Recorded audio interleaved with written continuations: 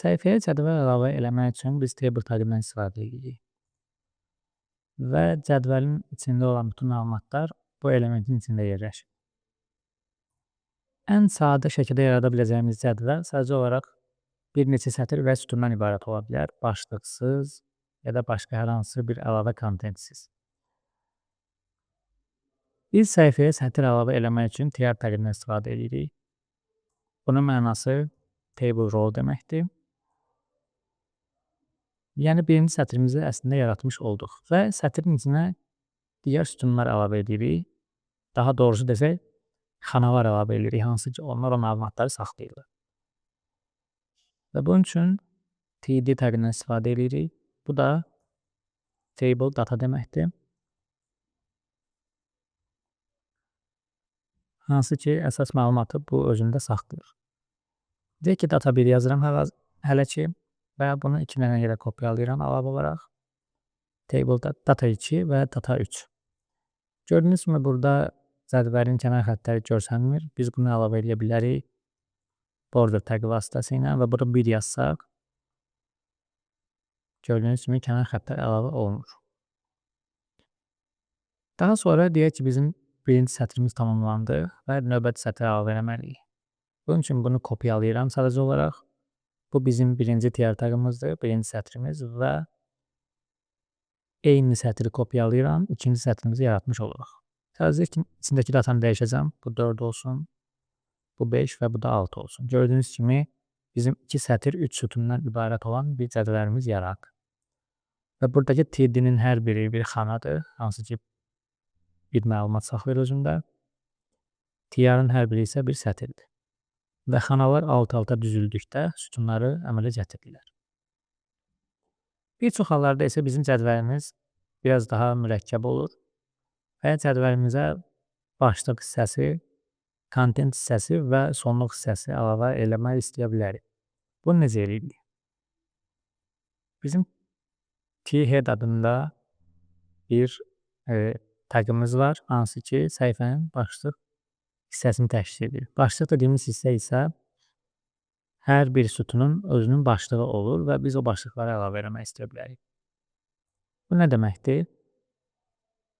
Thead səhifənin dediyimiz kimi başlığını saxlayır və səhifənin kontentini saxlamaq üçün isə biz tbody'dən istifadə edirik və səhifənin sonluğu üçün isə tfoot əlavə edirik.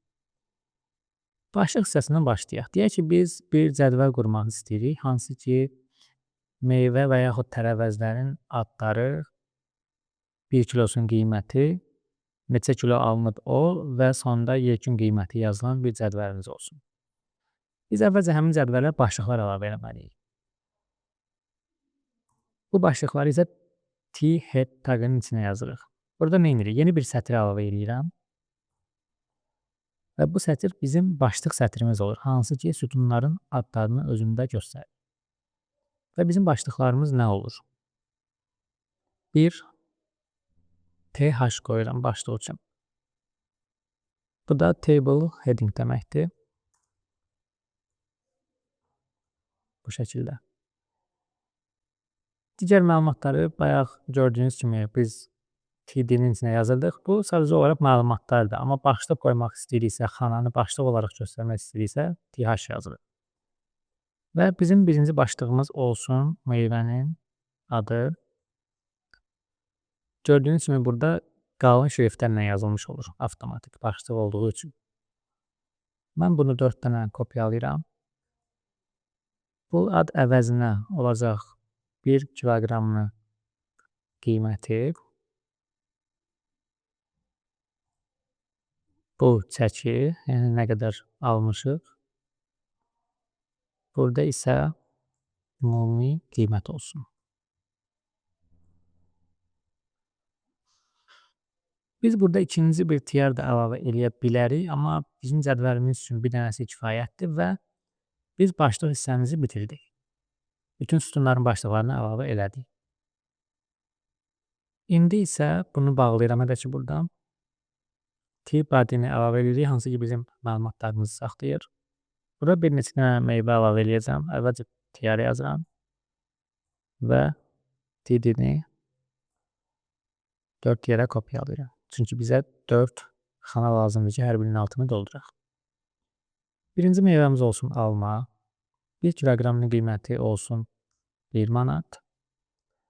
Aldığımız çəki 3 kilo olsun və ümumi qiymət də 3 manat olur. Biz birincisini bitirdik. Daha sonra yeni bir sətir əlavə edirəm. Yenə T-badinin içində davam edirik. Bizim məlumatlarımız dediyimiz kimi bu T-badinin içində yerləşir. T-də yaradıram və 4 dənə artırıram. İkinci olsun banan. 1 kiloqramın qiyməti bu olsun 1 manat 50 qəpik. Alınmış çəki olsun 4 kiloqram. Və bizim ümumi qiymətimiz də 6 manat olur. Bir sətir də əlavə eləyək. T-di 4 dənə elədik. İkinci meyvəmiz də gilas olsun. Bunun da qiymətini 2 manat qoyaq. 5 kilo alınıb və 10 manat da bunun ümumi qiyməti eləyək. Biz bunları əlavə elədik. Gördüyünüz kimi bizim T-badimizin içində birinci sətrimiz eyni strukturda. Sətr yaradılır və içinə xanalar əlavə edirik. Bunu bağlayıram. Yenə ikinci sətrimiz gəlir və üçüncü sətrimiz gəlir. Və bunların hamısı T-badinin içində yerləşir. Mən T-body hissəsini də bağlayıram və T-food hissəsinə keçirik. T-foodda da nə olsun? Bizim yekun qiymətlərimiz olsun. Deyək ki, alınmış ümumi çəki və sonda ümumi qiymət. Bunu necə hesablayırıq? Bizim bildiyimiz kimi, əgər 2 dənə xana əlavə eləmək, burada deyək ki, bu hissədə olacaq ümumi çəki nə qədərdir o. Bu hissədə də qalan yarısında da olsun, ümumi qiymət nə qədərdir o. Ya da daha da fərq eləyə bilərik. Bu 3 hissə bir xana olsun və orada alınmış ümumi çəki yazılsın. Ən sonda isə ümumi qiymət yazılsın. Bunu necə eləyə bilərik? Biz yenə bir diyar əlavə edirik, yəni yeni bir sətir. Normalda T-di ilə hələ ki burada test yazıram.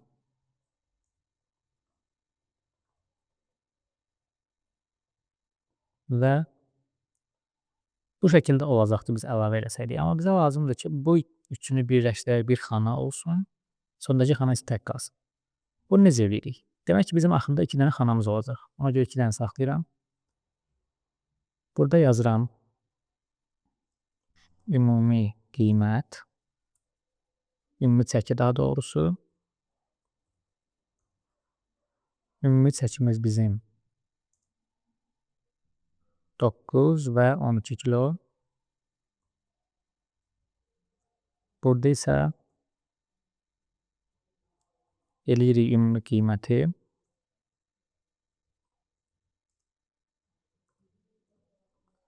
Və bu da bizdə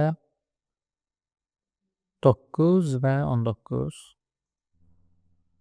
manat eləyir. Amma bu şəkildə biz cədvəlin görünməyini istəmirik. Mən nə edirəm? Mən eləməliyəm ki, bu birinci xana gəlib ilk 3 xananı tutsun. Bu isə sadəcə olaraq axırda qalsın. Bunu necə eləyirik? Birinci xananı, hansı ki xananı biz genişləndirmək istəyirik, ora gedirəm və ora call span yazıram. Yəni column span. Mən neçə dənə sütunu birləşdirib bunu bir hüceyrə, bir xanaya çevirmək istəyirəm. Bura 3 yazıram. O nə deməkdir? Həmin xananın özü daxil olmaqla ondan sonraki 2 xana, yəni cəmi 3 xananı birləşdir, bir xanaya çevir. Bunu bu şəkildə yazırıq və sonuncu da onsuz da gedib öz yerini avtomatik tutacaq. Çünki onun üçün hər iki dənə yer var. Biz bura növbəti bir xana əlavə eləsək, o artıq öz üçün yeni bir sütun yaratmış olur. Çünki bizim cədvəlimizə yerləşmir. Biz eyni şəkildə əslində sətirləri də birləşdirib, yəni sətirlər özü yerləşən xanaları birləşdirib bir xana yarada bilərik. Normalda bizim cədvəlimiz üçün belə bir şey lazım deyil, amma nümunə olaraq bunu göstərək. T-body'ni açıram və bizim 3 tiyarımız var idi burada gördüyünüz kimi. Və mən nələri birləşdirmək istəyirəm? Deyək ki, Bu olsun ən birinci tidimiz, hansı ki burada 3 yerləşib. Onu istəyirəm ki, bütün növbəti 3 xananı tutsun. Onda neynirəm? Mən bura gəlirəm yenə. Burada 1-i 3-ün üstünə. Çünki bizim üçümüzün yerləşdiyi xana budur. Burada row span yazıram. Və yenə 3 yazıram. Yəni həmin xananı və özündən sonra yerləşən 2 xananı. Cəmi ümumilikdə 3 xananı birləşdir. Amma bizdə 6 ilə 10 yerləşmir. Bunları silirəm. Əgər bizim cədvəlimizi bu şəkilə çevirmək lazım gəlirsə, biz bunu belə də eləyə bilərik. Amma bu bizə lazım olmadığı üçün hələ də bunu saxlayıram hələ ki. Və belə qalsın. Biz başqa nə edə bilərik? Bizim səhifəmizdə həmin bu cədvələ bir başlıq verə bilərik. Yəni cədvəlin özünə ünlü bir başlıq. Burada A1 rəqəm qiymət hər biri bir sütunun başlığıdır. Ümumi cədvələ başlıq əlavə etmək üçün table tagının içinə girirəm birbaşa və burada caption yazıram. Caption adında bir tagımız var. Bu bizim cədvəlimizin başlığıdır. Burada nə yazıram? Meyvələr qiymət hesablanması deyək ki.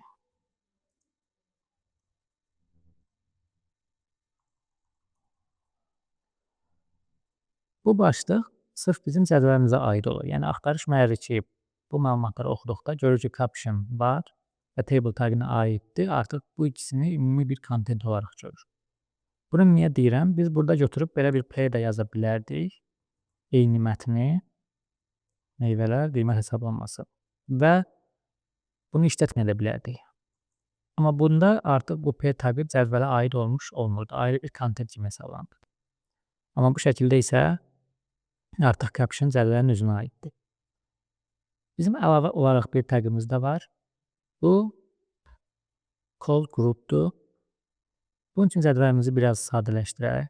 Mən bunu silirəm. Təzədən table yaradıram və border olsun 1.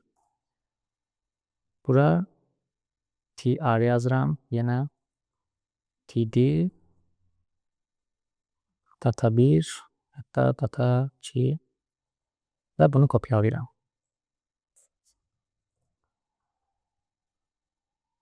Bunun hər biri bir sütundur. Mən istəyirəm ki, bunları sütun olaraq idarə edeyim növbəti mərhələlərdə. Rəng verə bilərəm, arxa fon rəngi, genişliyini artıra bilərəm və s. Biz bunu götürüb hər bir xanaya eləyə bilərik eyni şəkildə. Amma daha gözəl bir üsulu call group əlavə eləməkdir. Bu yenə table'ın içində birbaşa yaradılır və hər bir sütunumuz üçün call adında bir element yaradırıq burada və gördüyünüz kimi call tagi yazıb enterə basdıqda birbaşa olaraq bu şəkildə gəlir. Yəni bunun açılış və ya qapanış tagləri yoxdur. Bu element özü birbaşa əslində void tag kimi gəlir. Bu tip taglar adlanır self closing tag və yaxud da void taglər. Bu taglər gördüyünüz kimi, adından da gördüyünüz kimi self closing o deməkdir ki, birbaşa yerə bağlanır. Açılış və bağlanış hissəsinə ehtiyac yoxdur. Call bizə nə üçün lazımdır? Bizim 2 dənə sütunumuz olduğu üçün bunu burada silirəm. Bu call artıq bizim birinci sütunumuzu əhatə eləyir. Birinci yerləşdiyi üçün, bu da ondan sonra gəldiyi üçün avtomatik bu birisi sütuna bağlanmış olur. Və mən bura götürüb style əlavə eləsəm, CSS mövzularında baxacağıq.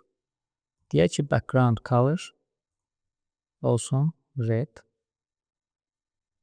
Və görürsünüz ki, sadəcə olaraq burada yazmama baxmayaraq, call tagi hamısını əhatə elədiyi üçün hamısı qırmızı rəng oldu. Və deyək ki, əlavə bir stillə yazmaq istəyirəm. Color white və burada rəng istifadə olunmur. Ola bilsin ki, burada td-lər əlavə olunmur, amma width verə bilərik. 200 piksel biraz çox oldu, amma bu şəkildə çevirə bilərik.